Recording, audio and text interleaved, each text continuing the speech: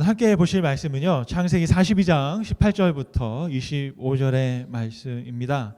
창세기 42장 18절에서 25절의 말씀입니다.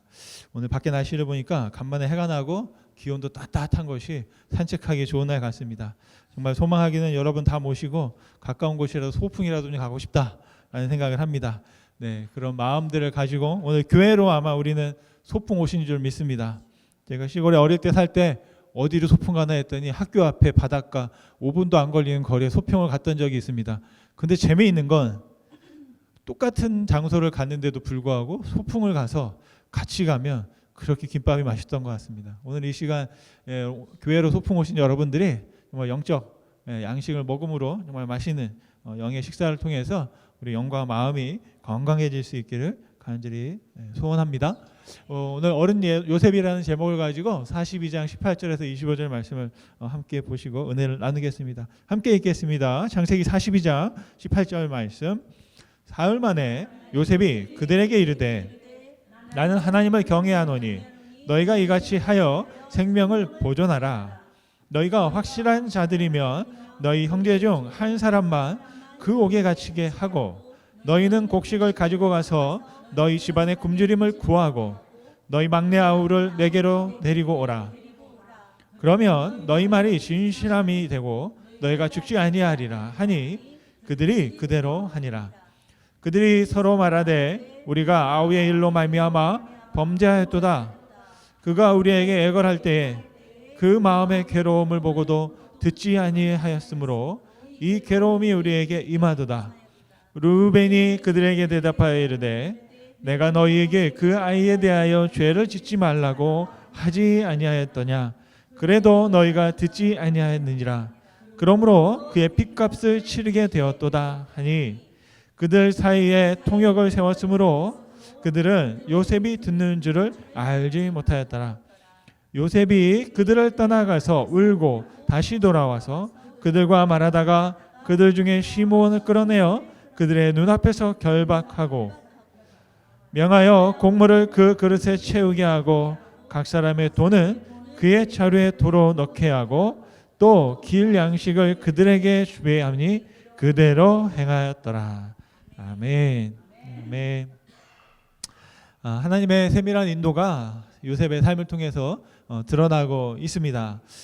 요셉의 이야기는 매우 자세합니다. 성경의 다른 이야기에 비하면 굉장히 구체적입니다. 특히 요셉과 형들이 21년 만에 다시 재회하는 장면은 한편의 드라마와 같이 그 인물과 대화의 심리 묘사까지 구체적으로 기록되어 있는 것. 그래서 이것은 하나의 연극 대본처럼 연출을 해도 될 만한 말씀처럼 보여집니다. 형들이 알아볼 수 없을 정도로 이집트의 사람이 되었던 바로 그 요셉. 그리고 오랜 세월이 지났음에도 불구하고 요셉에 대한 죄책감을 아직도 가지고 살았던 형들의 그 속마음을 본문의 말씀을 통해서 우리가 볼 수 있습니다. 저희가 생명의 삶의 본문을 따라가고 있는데요. 여러분들이 지난 그 시간 동안 어제까지의 본문들을 보신다는 전제로 또 앞으로의 말씀을 여러분이 보실 거라는 전제로 오늘 주어진 본문에 충실해서 말씀을 드리려고 합니다. 여기에 보면 제가 지난주에도 그 한 달 동안 저희가 생명의 삶 큐티를 묵상할 본문을 나누어 드렸거든요. 여러분 성경책에 이걸 꼭 킵하고 계시다가 그날 여러분 기회가 되실 때마다 또 할 수만 있으면 매일 시간을 정해서 같이 말씀을 보고 묵상하면 좋겠고요. 그리고 제가 카톡이 있으신 분들은 매일 이 말씀의 한 구절씩은 제가 정리해서 여러분들이 나누고 있습니다. 그래서 하루를 시작하는 지혜라는 제목을 가지고 나누고 있고 저희가 홈페이지나 또 페이스북이나 통해서 같이 다 올라가고 있어요. 그러니까 여러분 필요하신 분들은 참고하시면 되겠고요. 그리고 그 하루를 시작하는 지혜를 줄여가지고 하시지라고 했거든요. 여러분께 무슨 뜻일까요? 네. 좀 하시지라는 그런 뜻입니다. 네, 하시지라는 뜻이에요. 좀 하세요라는 그런 뜻으로 하시지 제가 너무 좋더라고요. 저한테도 그런 거, 좀 하시지. 만약에 안 하면 하루 빼먹는 날이 있으면 오늘 했어야지라는 그런 마음을 갖도록 제가 그렇게 한번 저 스스로에게는 생각을 하고 있습니다. 본문으로 다시 돌아가면 요셉은요 이집트의 총리이고 형들은 곡식을 얻으러 온 이방 사람, 가나안 사람처럼 보이는 그래서 외국 사람, 외국인이 되겠습니다. 그래서 요셉은 형들이 첩자로 의심된다는 이유로 3일 동안 감옥에 가두었습니다.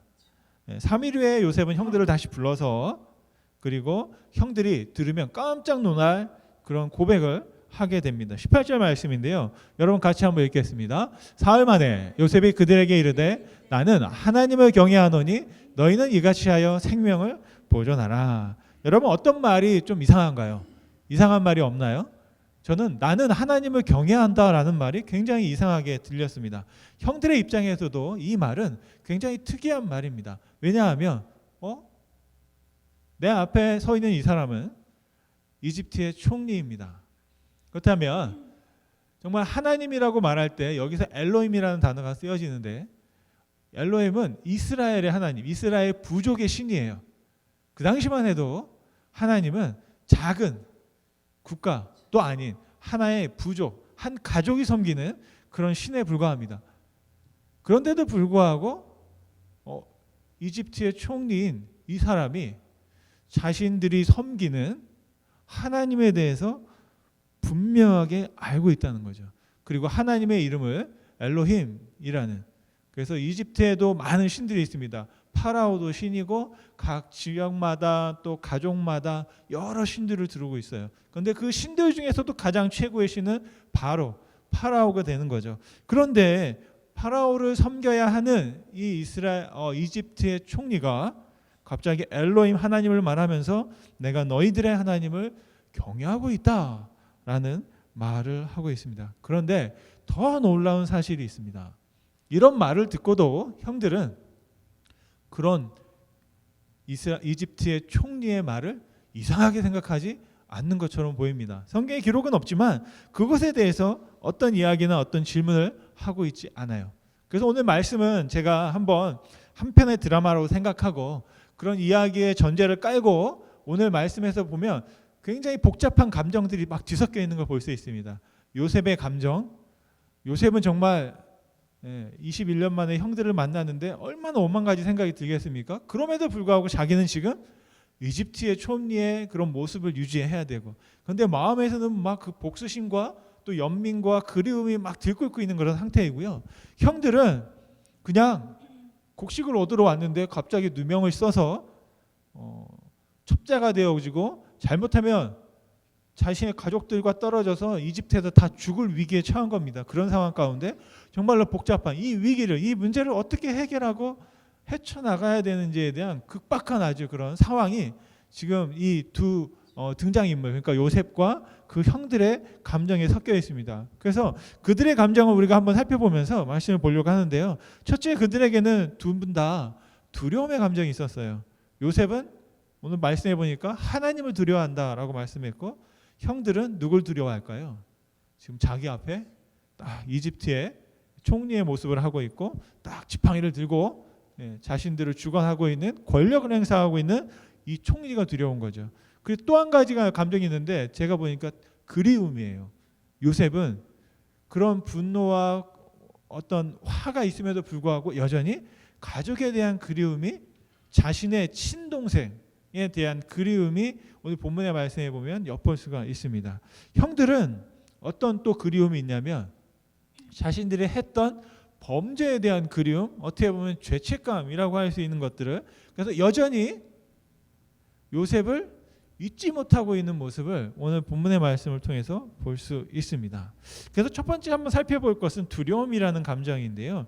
형들은 요셉에게 자신을 소개할 때 하나님을 언급한 적이 없습니다. 저는 이게 좀 이상했어요. 자신들의 신분과 자신들의 어떤 소속을 말할 때 우리는 한 사람의 아들들이고 동생 중에 한 명은 사라졌고 그 앞장 42절의 말씀을 보면 막내는 아버지와 있습니다. 그런데 여기에서 빠진 게 뭐냐면 하나님에 대한 이야기가 빠졌어요. 만약에 우리가 소개할 때는 우리는 한 분 아버지의 자녀들이고 하나님을 섬기는 사람으로서, 왜냐하면 나의 어떤 신분이나 나의 어떤 범죄 의도가 없고 정탐하지 않는 사람이라는 그런 것들 증명하기 위해서 자신의 신의 이름을 들어 설명할 수 있는 충분한 이유가 되거든요. 그런데도 불구하고 형들은 그런 이야기를 하지 않습니다. 한마디로 하나님에 대한 언급을 하지 않아요. 그런데 대신 자기 앞에 서 있는 총리가 하나님을 언급하면서 내가 이런 어떤 사안들을 처리할 때 내 뜻대로 하는 것이 아니라 당신들의 하나님 보시기에 합당하도록 내가 당신들이 섬기는 하나님을 두려워함으로 내가 여러분들의 입장에서 판결을 내리겠습니다 라는 말을 요셉이 하고 있다는 사실입니다. 저는 이런 요셉의 말을 들을 때 이 요셉이 사람인가 생각을 하게 돼요. 만약에 우리들이라면 어떨까요? 여러분은 요셉같이 하실 것 같은데 저 같으면 그 모든 요셉이 겪었던 괴로움의 시작, 고난의 시작이 누굽니까? 원인을 찾아가면 요셉 스스로가 나에게 뭐 책임이 있어라고 말할 수도 있지만 결론적으로 시작은 누구냐면 형들이 잘못한 거거든요. 범죄자가 가해자가 바로 형들입니다. 자신에게 엄청난 가해를 가했던 그들이 내 앞에 있어요. 그랬으면 여러분 어떻게 할까요? 우리 마음에 있는 감정은 그냥 내 감정을 해소하는 겁니다. 이 사람들에게 내 모든 것들을 다 그냥 쏟아 부으면서 해소하려고 하는 그런 유혹, 그런 마음, 복수에 대한 마음이 있지 않았을까 싶습니다. 그래서 저 같으면 그냥 가혹한 폭력을 하든지 아니면은 우리 드라마에 보면 자주 그런 거 나오죠. 주리를 틀라 그러죠. 그죠? 여기에다가 이렇게 뭔가를 끼얹은 다음에 막 힘을 줘가지고 고통스럽게 해서 자백하라고 너 정탐꾼이지 뭐 이런 어떤 걸 해야 되는데 성경에 보면 솔직히 잘 모르겠어요. 그런 얘기는 없어요. 없기 때문에 안 했다고 생각해요. 근데 웬만한 사람들 같으면 고문을 할 거 아닙니까? 과거에 있기 때문에. 그래서 그 형들을 한번 고문하면서 고통당하는 모습을 보면서 내 가지고 있는 어떤 그 감정과 복수에 대한 생각들을 풀어보려고 하는 생각을 할 수도 있었을 것입니다. 그런데 전혀 요셉에게는 그런 것이 없었어요. 오히려 누구를? 하나님을 두려워함으로 하나님을 섬기는 자신의 형들을 하나님의 백성으로 자신의 형들을 보고 자신의 형들에 대한 모든 판단까지도 누구에게 맡기느냐? 하나님께 맡긴다는 거죠. 여러분 하나님을 두려워한다는 게 그런 겁니다. 우리가 우리 자녀에게조차도 우리 부모로서 마땅히 그 자녀를 훈계하고 가르칠 수 있음에도 그 근거는 어디에서 나오냐면 하나님의 대신하는 겁니다. 대신한다는 건 뭐냐면 하나님이 사랑하셔서 우리에게 그렇게 하시는 것처럼 우리가 하나님을 대신해서 하는 것이지 하나님을 우리가 없이 하고 하는 것이 아니다라는 거죠. 하나님보다 앞서지 않는 것. 그래서 항상 하나님을 두려워함으로 행하는 것. 그래서 우리가 어떤 말을 하고 어떤 판단을 하고 어떤 지시를 할 때에는 늘 무엇이 필요한가? 하나님을 먼저 앞세우는 것이 필요하겠습니다. 바로 요셉은 그 하나님을 두려워함으로 형들 앞에서도 내 감정이 있지만 그 감정을 드러내지 않고 하나님을 염두에 두었다. 그게 어디에서 나오느냐? 경외함이다라는 것입니다. 여러분 하나님을 두려워하는 사람들은 함부로 할 수 없거든요. 하나님을 두려워하는 사람들은 내 뜻대로 할 수 없습니다. 바로 하나님이 우리의 모든 것들을 보고 계시고 판단하시고 살피는 줄 믿습니다.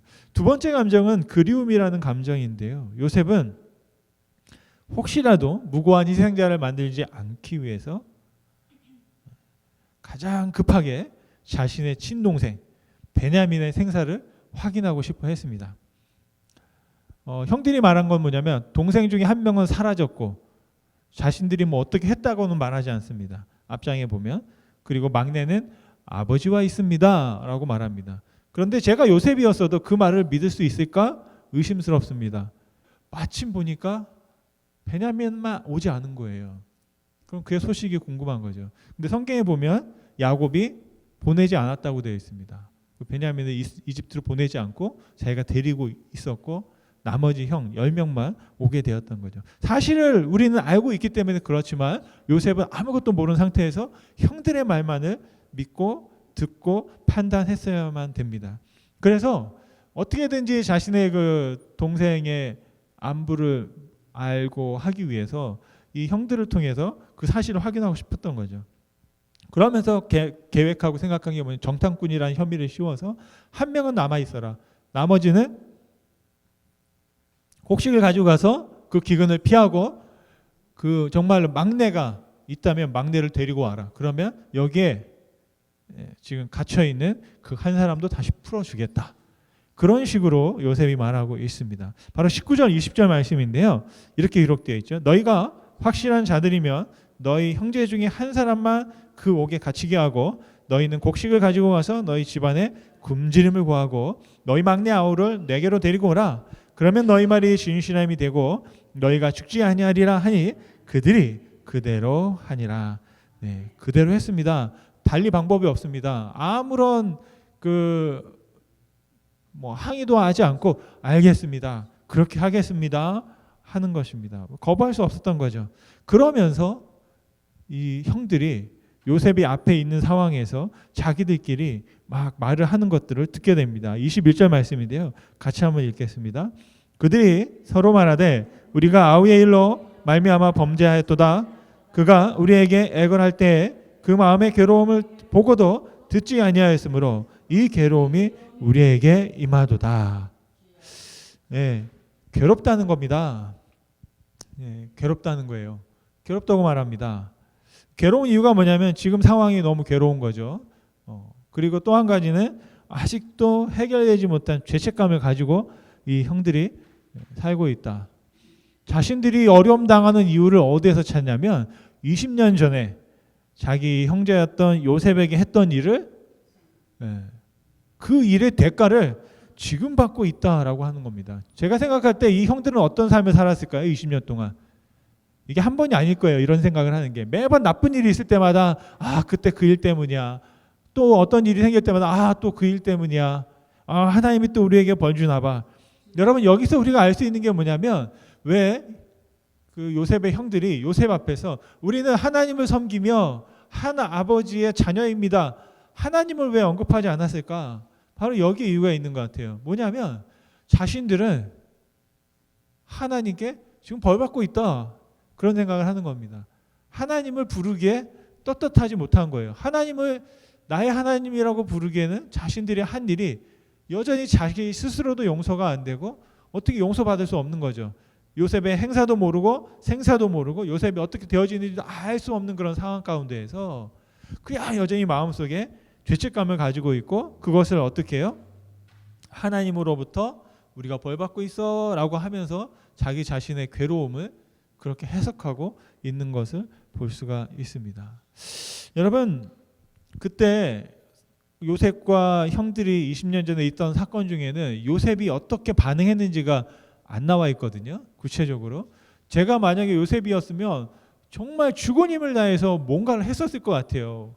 하소연하고 울부짖고 막 최선을 다해서 했을 것 같은데 그런 이야기가 구체적으로는 없습니다. 그런데 오늘 형들의 말을 보면 형들이 기억하고 있는 요셉의 모습이 보이는데 애걸하고 있는 요셉이라는 표현이 나옵니다. 애걸하는 누구에게요? 자신들에게 살려달라고 애걸하고 있는 요셉, 애걸할 때라는 그런 말이 나옵니다. 정말 이걸 볼 때마다 얼마나 마음이 아프고 힘들었을까요? 지금 이제 한국에도 지난 주말인데요. 그 이태원이라는 그 도시에서 있었던 참사가 있었죠. 그래서 지금 어제까지 보니까 156명이 사망하신 걸로 그리고 또 많은 중상자들이 있는 것 같아요. 엄청난 압력에 의해서 서로 막 힘에 의해서 많은 그 고통을 당하고 여전히 회복의 단계가 있는데 그때 보면 지금 안타까운 건 뭐냐면 벌써 한 4시간 전부터 2, 3일 전부터 그 지역에 사람들이 많이 갑니다. 조치가 필요합니다라는 그 신고 전화가 굉장히 있었다는 거예요. 그리고 10시 반에 사고가 막 이제 사람들이 막 깔리면서 사고가 터졌는데 그 벌써 4시간 전부터 112에 신고해서 도와달라고 그러니까 911에 전화해서 지금 도와달라고 이러다 정말 사고 나겠다고 했는데 그 한 10몇 번의 그 신고 전화가 받고도 경찰들이 한번 갔다 오고 그냥 갔다 오고 특별한 조치를 하지 않았던 것들이 이제 밝혀지고 있거든요. 근데 정말 그런 상황 가운데 마지막에 정말 10시 중반에 가서는 막 깔리고 있다 도와달라는 그런 하소연들의 전화가 왔던 것을 이제 지금 이제 언론을 통해서 보도가 되고 있습니다. 그런데 바로 그런 정말 어떤 어려움, 상황들을 우리가 생각하면서 많은 국민들이 지금 비통해도 하고 괴로워도 하고 같이 슬퍼하기도 하고 또 화내기도 하고 그런 감정이거든요. 바로 근데 그 모습들을 아마 오랫동안 사람들이 기억할 것 같고 형들도 다른 것들은 기억하는데 바로 마음에 걸렸던 게 그건 거예요. 요셉이 살려달라고 붙잡혀 가면서 자신들을 바라보면서 그 애걸하던 모습, 그 괴로워하던 모습을 자신들이 보고도 듣고도 아무것도 하지 않은 것, 그것을 평생 괴로워하고 있는 그런 형들 볼 수 있습니다. 그런데 아마 그 당시에는 형들이 괴로워했을까요? 인간의 그 악함을 보면 두 가지 마음이 있었을 것 같아요. 어떨 때는 속으로 그들이 젊었을 때 그들의 생각에는 좀 시원하다 생각할 수도 있습니다. 잘난 척 하더니 저 모습을 보니까 오히려 내가 더 마음이 막 개운하다. 그래서 어떤 어려움과 힘든 상황을 보면서 내 마음이 정화되는 게 있거든요. 그걸 카타르시스라고 하는데 그런 어떤 감정을 형들이 느끼지 않았을까 생각을 합니다. 그런데 그 카타르시스에는 항상 부작용이 생기거든요.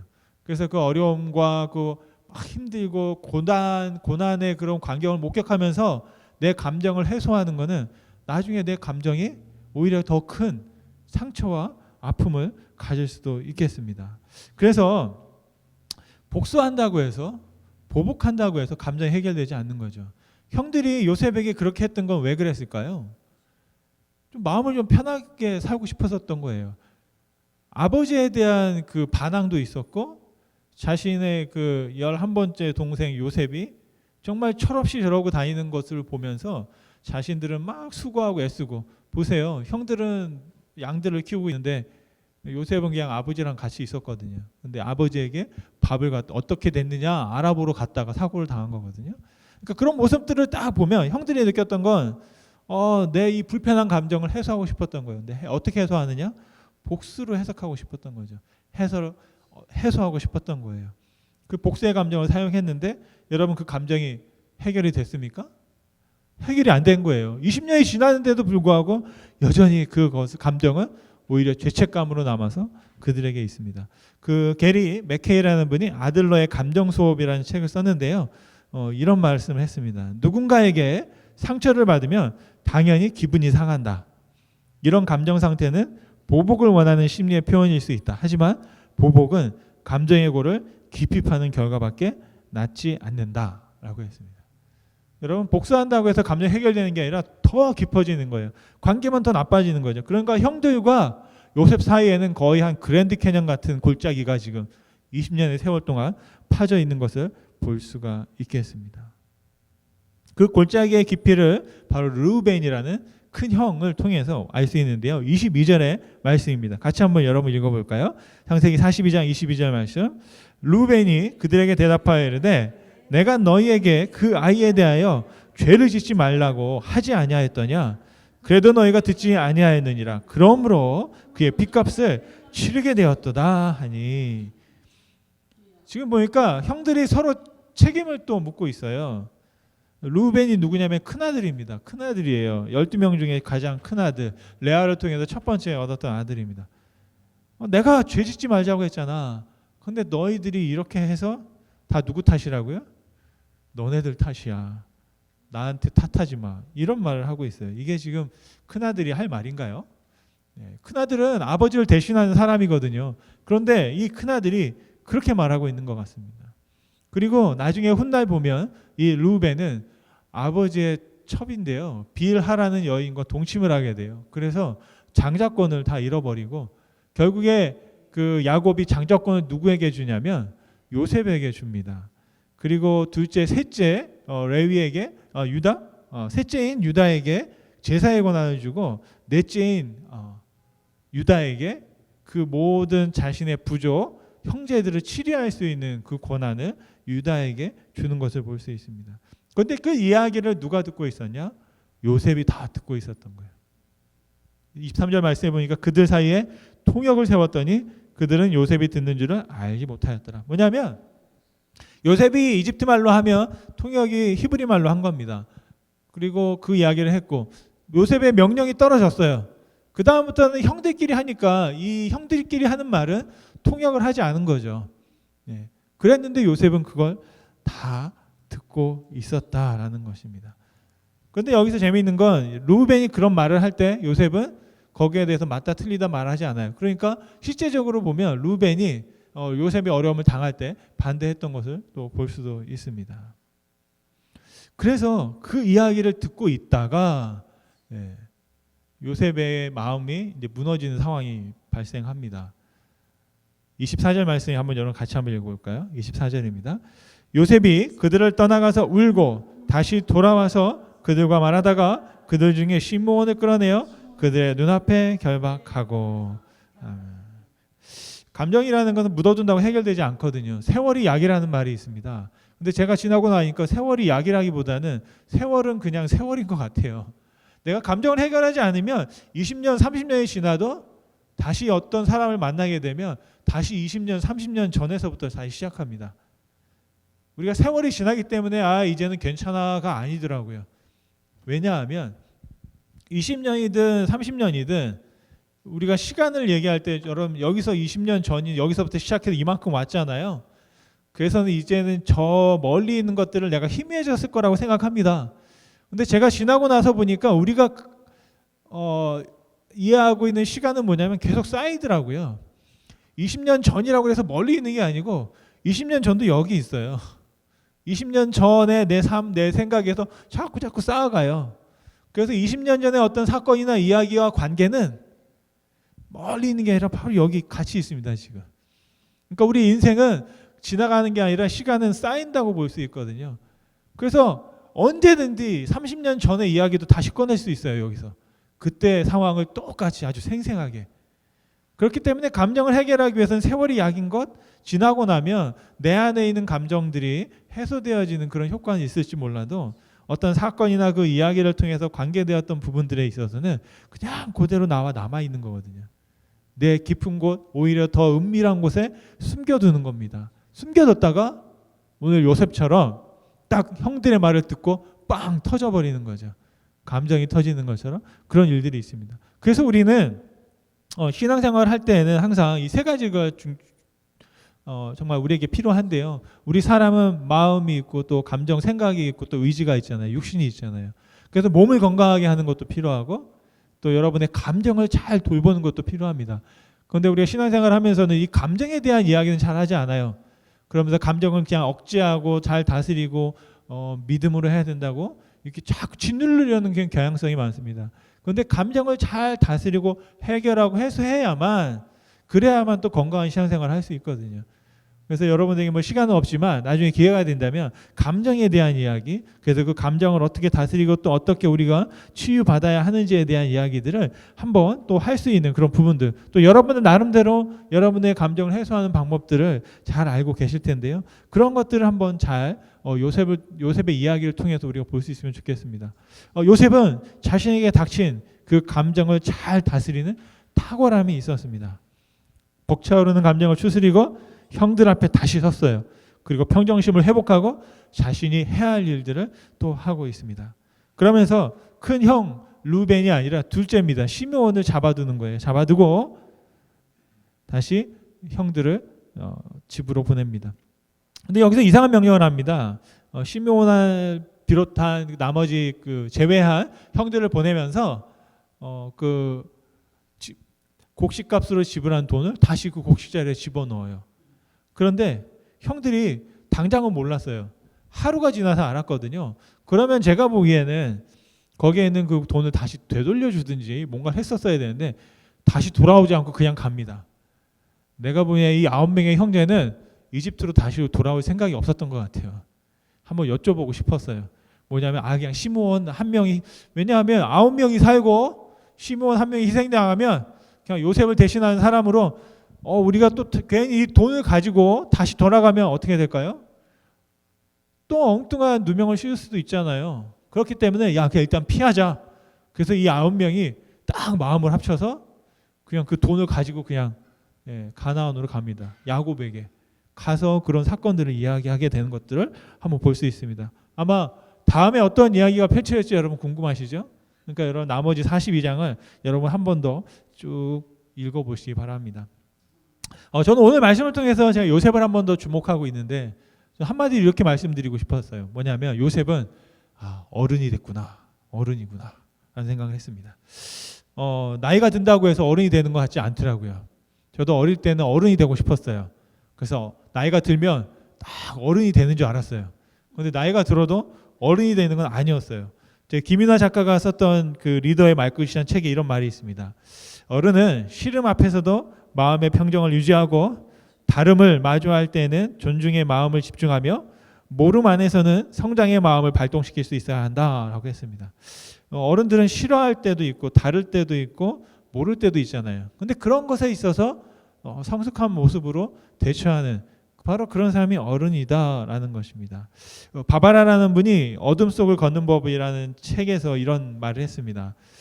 아이들은 밤을 두려워하고, 저는 어릴 때 밤이 너무 무서웠거든요. 시골의 밤은 가로등도 없고 집도 멀리 떨어져 있고 그냥 산속에 혼자 집이 덩그러니 있는데 바람이 불고 비가 오고 하면 막 누가 문을 두드리고, 또 심지어는 그 전주에 제가 공산당이 싫어요 라는 그런 영화를 본 거예요.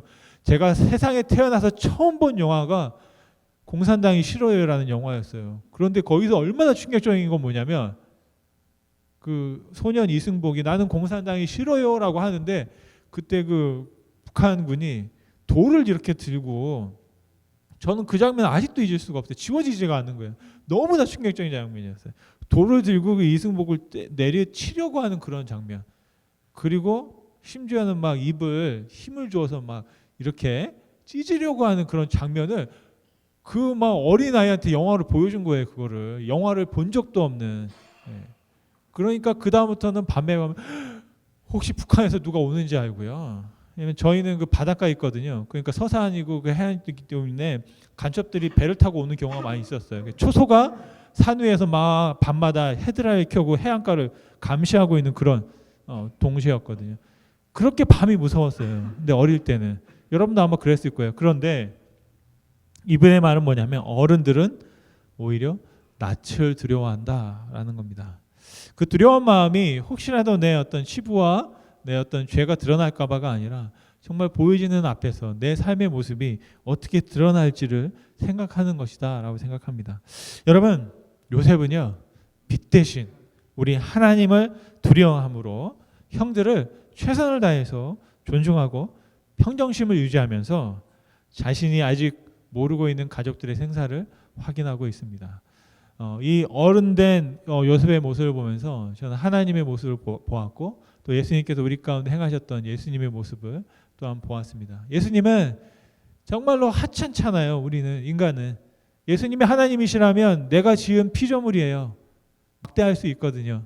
그런데도 불구하고 그 죄인된 우리들을 존중하셨고 여전히 사랑하셨고 그들을 하나님의 뜻에 맞게 오히려 새로운 사람으로 너희들은 하찮지 않다, 귀하다, 소중하다, 내가 너희들을 위해서 내 생명을 나눠주러 왔다 말씀하고 있는 것을 볼 수 있습니다. 바로 그런 예수님의 어른됨 또 요셉의 어른됨을 본받아 살아갈 수 있는 오늘 하루 또 한 주가 되시기를 간절히 소원합니다. 우리 기도하시겠습니다. 살아계신 하나님 감사와 영광 올려드립니다. 오늘 또 귀한 날 우리가 허락하셔서 또 주중을 보내며 또 하나님 앞에 이 아침을 또 예배의 자리로 나와 기도하게 하시고 주님의 말씀을 묵상하며 바라봅니다. 우리의 모습들을 한번 바라보고 하나님 보시는 나의 모습들을 한번 바라보며 요셉의 또 이야기를 통해서 요셉이 어떤 마음과 또 어떤 감정과 또 어떤 판단을 내리고 있는지를 함께 말씀 보았습니다. 하나님 모든 판단 하나님께 있습니다. 하나님 앞에 의지하고 하나님 앞에 맡겨드릴 수 있는 인생 되게 하시고 정말로 주님 앞에 주님을 두려워함으로 그 빛 대신 주님을 두려워함으로 빛 가운데 두려움을 행할 수 있는 우리의 삶이 될 수 있도록 아무리 어두운 곳에서도 하나님의 빛이 다달아 있고 하나님이 우리를 지켜보고 있음을 생각하며 아버지 하나님 앞에 거룩하게 행할 수 있는 우리의 삶이 되게 하여 주옵소서. 이미 가나안을 떠나왔고 아버지와 또 그 형들과 20년의 세월이 지난 시간 속에서도 여전히 그 마음속에 하나님을 향한 신앙과 믿음을 지켰던 요셉, 바로 그 믿음을 우리가 바라볼 수 있도록 오늘 이 시간도 우리를 주님 예수님 닮은 사람으로 바꿔주시고 새롭게 하여 주옵소서. 감사와 영광을 올려드리며 예수님의 이름으로 기도드렸습니다. 하늘에 계신 우리 아버지여, 이름이 거룩히 여김을 받으시오며 나라 임하옵시며 뜻이 하늘에서 이룬 것 같이 땅에서도 이루어지리이다. 오늘날 우리에게 일어난 양식을 주옵시고 우리가 우리에게 죄 지은 자를 사하여 준 것 같이 우리 죄를 사하여 주옵시고 우리를 시험에 들게 하지 마옵시고 다만 악에서 구하옵소서. 내게 나라와 권세와 영광이 아버지께 영원히 있사옵나이다. 아멘. 아멘.